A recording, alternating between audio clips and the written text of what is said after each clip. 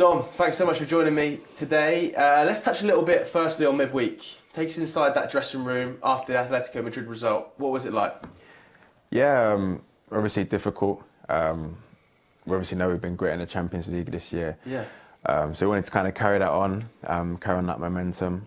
But yeah, obviously we all know it's not a secret. The first 20 minutes was difficult. Very difficult circumstances, which are one in a million. Yeah. These things happen. So that was obviously difficult. Gave us a bit of a mountain to climb. But no, I think overall, like I said, if that stuff doesn't happen, the game could have been a lot closer. So we need to try to take some positives, and we know we still got another game to go. It was one of the most bizarre games, wasn't it? Because like you said, that first 20 minutes, and after that, you go and basically win the rest of the game. So how did you find it personally playing in that level, in that environment? Because it felt like an intimidating atmosphere. Yeah, it's difficult. It's one of those things where you never prepare for that to happen. You know, you prepare all week to go into the game and have your game plan, and then yeah, obviously stuff like this can happen in football. It's rare, but it can happen, and we have to deal with that. And yeah, like you said, a lot of the rest of the game we showed glimpses, and obviously it's not ideal to have that kind of mountain to climb, but we know we've got another leg at home, so we'll give everything to turn it around. Obviously, there's a lot of leaders in this squad. I'd say yourself as well, one of the senior players here, one of the leaders. What were the leaders in the dressing room saying? Who are the people that are most vocal in that sort of situation? Yeah, I think there's a few this year, to be fair. I think especially with the moment we're in, we need everyone to try chip in and be vocal and help each other. And I think that's great this year. We have a lot of the senior boys, but we have a lot of young boys as well, which are starting to speak more as well, which is important because, like I said, we all need to help each other in these moments. Yeah, I wanted to talk to you about some of those young players, because do you see yourself now as being almost like a little bit of a mentor to some of them?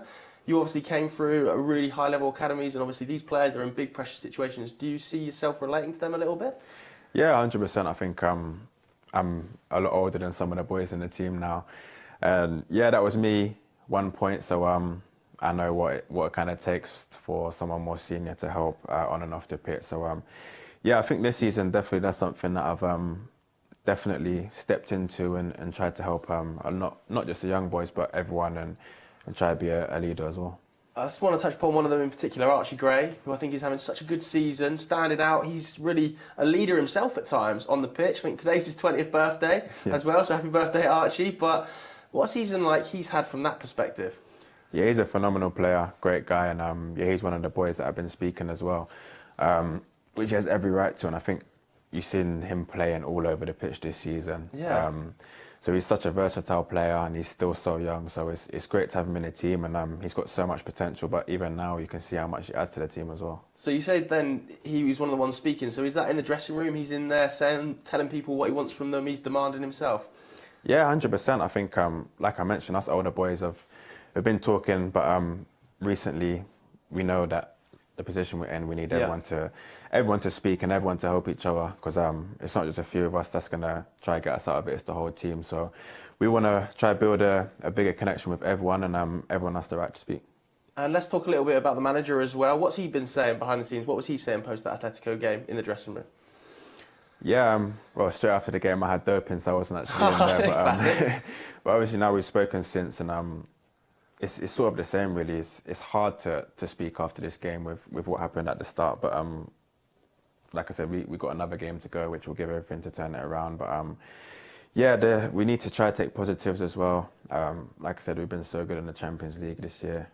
We know we haven't been anywhere near good enough in the league, but the Champions League was something that we took pride in. So yeah, we still got another chance. You seem to have a really positive attitude, I would say, going into this situation. Is that something you've really worked on away from the pitch? Is it something you go home and dedicate yourself to trying to stay positive, having a really strong mental attitude? Yeah, I don't think we're in the moment to be dwelling on anything and being too negative. Like I said, we'll be the first to admit that we haven't been good enough, but we need to make sure that we try to turn it around as soon as possible. We know football can turn in a click of a finger, it can change so quickly. So we're just waiting for that moment. We're all working so hard to try to turn that around, and I'm positive that we can. And like I said, hopefully we get that one result and kick on from there. Let's touch upon your own form then, because goal scoring wise, they're going in. I mean, Atletico Madrid, goal, previous game, goal. How are you finding your own form this season? Where do you stand on that? Yeah, it's been a very difficult season for me. Obviously, I missed, I think it was like over half of the season. So it was a very difficult first half. But I was obviously chomping at the bit to come back and help the team. And I've enjoyed being back out there playing. Like I mentioned, it's obviously tough times at the moment, but I want to be one of the ones responsible to try help get us out of this situation. So I think scoring goals is great, but we've got more important things to focus on trying to get the results. Obviously, the injury situation has made big headlines here. You yourself coming back from an injury now. How hard is that coming back from an injury, hitting the ground running straight away? Because, quite a few of the senior players here have had bad injury times. Yeah, it is very difficult. I think it's no excuses, but it's been very difficult with a lot of the injuries that we've had, and people coming back and then people missing out, people playing out of position. So it's been tough, but it's part of football. We need to get on with it. And when the boys come back, we need everyone to be ready. Especially some of the boys coming back now. We're really excited to try to get them back on the pitch as well, and we can all help.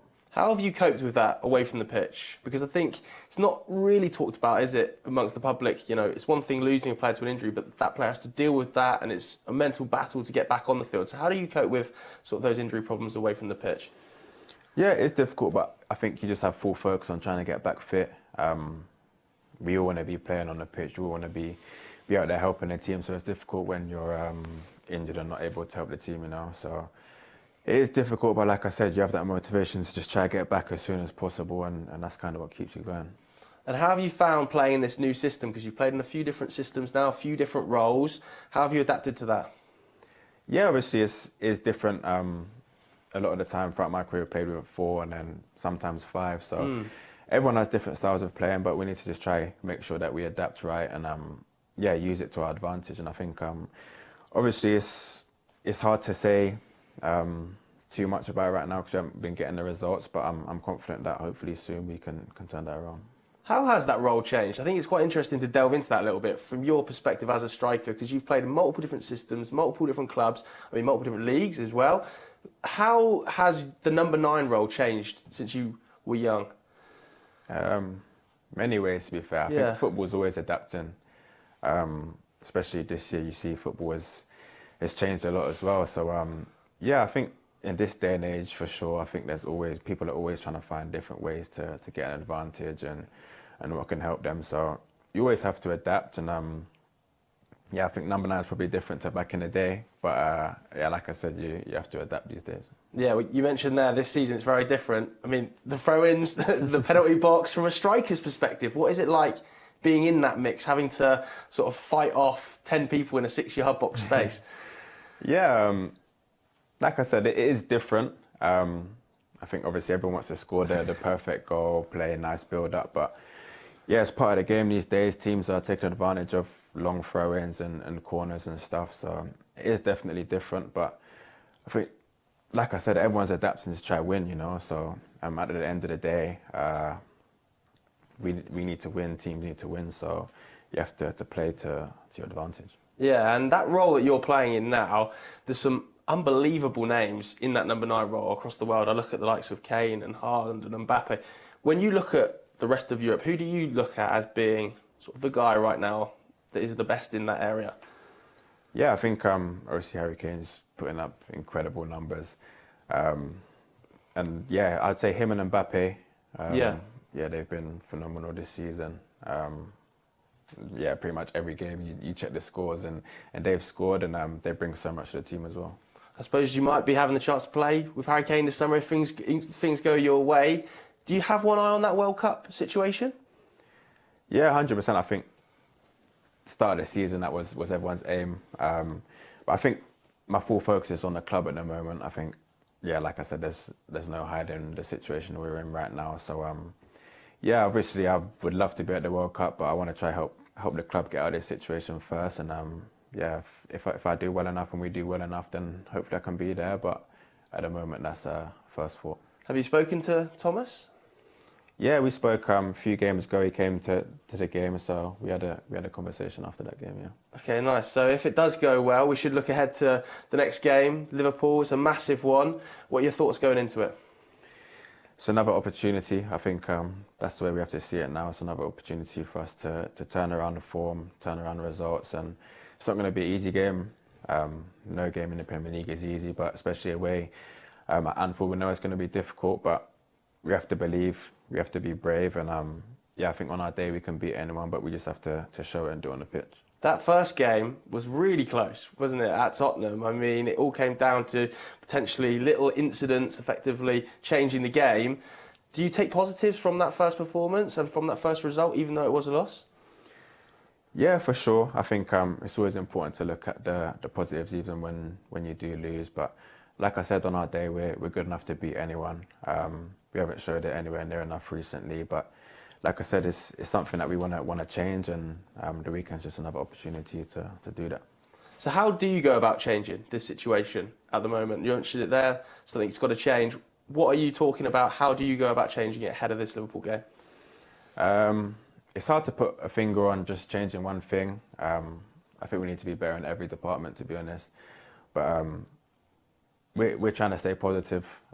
We all want to change it around. We all want to be the ones out there to change it as well. So we need to be brave. We need to be strong and have full belief, which I think we do. So I'm sure we'll be fine. And obviously you're going to be coming up against Virgil van Dijk, one of the best Premier League centre-backs. Do you relish that kind of challenge? Yeah, of course. Obviously, Virgil's an ex-teammate of mine. Yeah. Had some good battles against him. So yeah, you want to be playing against the best players in the world. I think that's what we dreamt of when we was younger, playing against the best, and yeah, it's going to be another good game. And obviously the fixture list coming up is really tough. You've got Liverpool, then you've got Atletico, then you've got the crunch game against Forest. Are you guys looking that far ahead, or are you just taking it week by week at this stage?